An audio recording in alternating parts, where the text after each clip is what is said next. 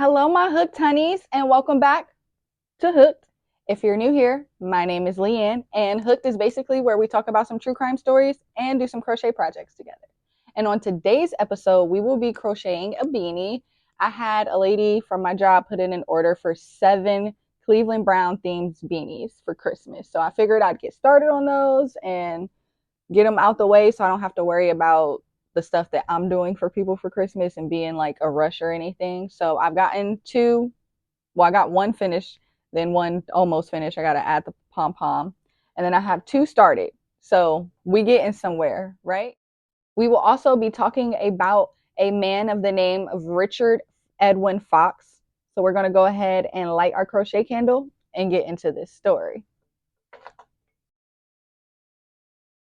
On September 30th of 1989, 2 boys riding their bikes found the body of 18-year-old Leslie Renae Keckler. She was found wearing what appeared to be a new black dress and a leather jacket. But the clasp on her bra was broken, her belt was unbuckled, and 2 buttons on her dress were missing.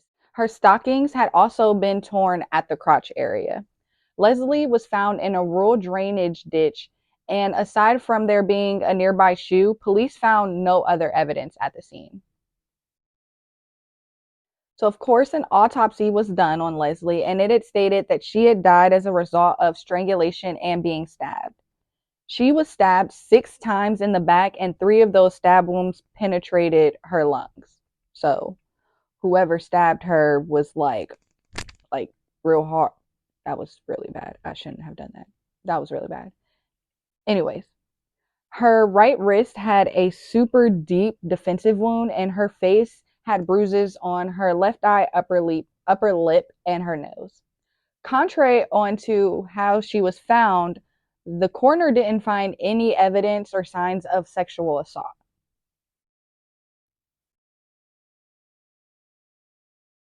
So we're going to take it back to September 14th of the same year, where Leslie applied for a job as a waitress for a Bowling Green restaurant. And at this restaurant, there was a Richard Fox who worked as a grill cook.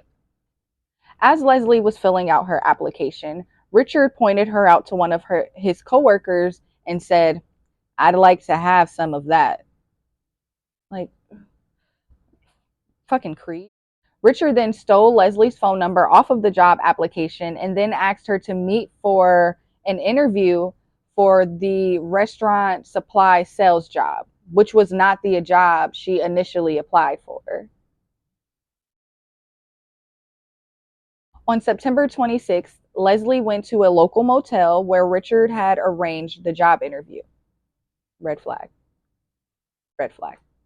Leslie's boyfriend saw her just before she left, and she had told him that she was going to be gone for maybe about 2 hours, maybe 3.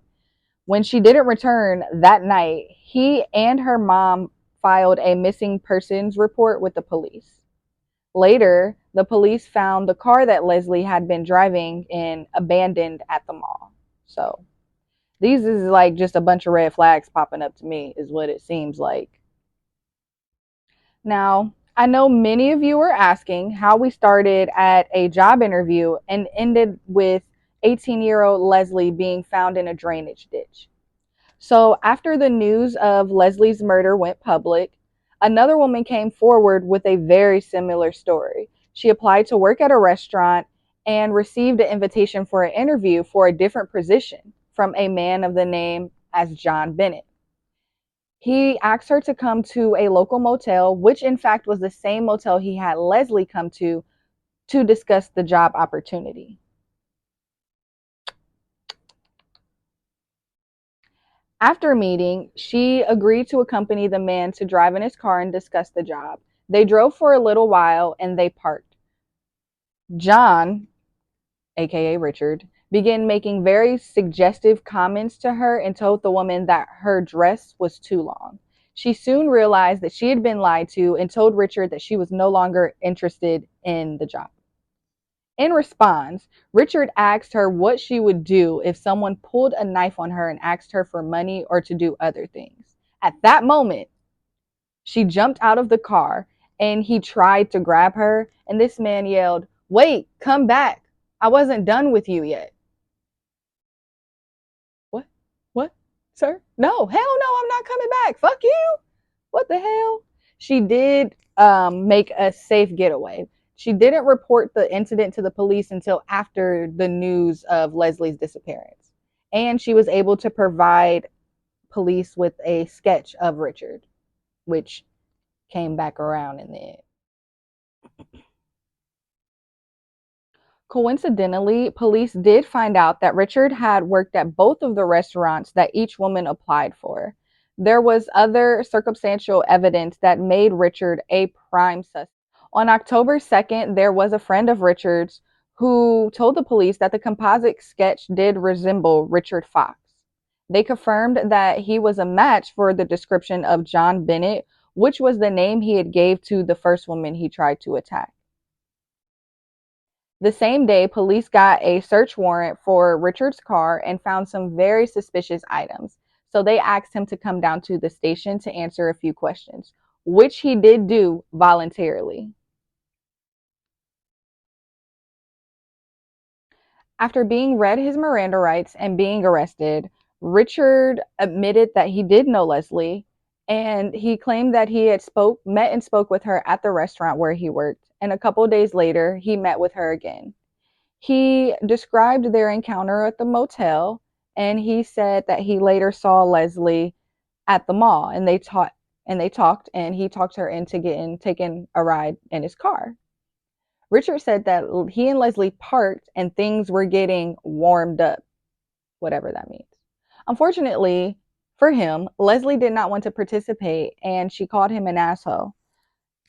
Apparently, calling Richard Fox an asshole is the worst thing that you could do to him, because after that, he grabbed her by her coat as she was trying to get out of the car, pulled the coat over her head, talking about some no one calls me an asshole. He grabbed a knife out his glove compartment, stabbed her in the back. Then he grabbed the rope out his trunk just to make sure she was dead and strangled her. What? Sorry, what? Because you got called an asshole because you were being an asshole and a fucking creep, fucking weirdo. He then took police to a road outside of Bowling Green where he dumped her purse and her other belongings. I am uncomfortable. In Richard's trial, he did share a handwritten letter apologizing to Leslie's family. Y'all ready? And it states, if I could sit down with the victim's family and try to share how sorry I am and how I've changed and how I wish I could change what happened, and I'm so sorry, and I must pay for my actions, with it be life in prison or with my life. I will do what is required. I know I must pay for my mistakes. Scene. Like, dude, be fucking for real. Goodbye. Not only did he have his handwritten letter, he had his teenage daughter. Yes, this man had a fucking teenage daughter. Yes. He had his teenage daughter do a tearful plea to the court to not become an orphan because her mother had died earlier from suicide. Also, very sketchy. There's a part of me that thinks Richard had something to do with that, but that's a different story for a different day. And we're not even going to get into all of that today. Unfortunately for them, the parole board was not moved and he was sentenced to death. Richard spent 12 years, 7 months, and 16 days on death row at the Southern Ohio Correctional Facility in Lucasville, Ohio. On Wednesday, February 12th of 2003, he was executed by lethal injection, and Richard made no statement before he was injected. His injection took a total of 13 minutes from the time he was first injected with the chemicals until the time he was pronounced dead.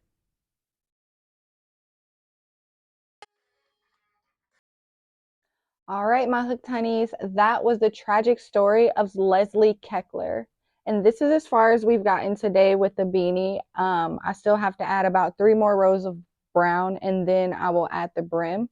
So if you want to see a tutorial on how I do the brim of these beanies. Make sure you follow me on Instagram at HookedWTrueCrime. And if you enjoyed today's episode, please like and subscribe because I'm here for you on Wednesdays. Love y'all. Bye.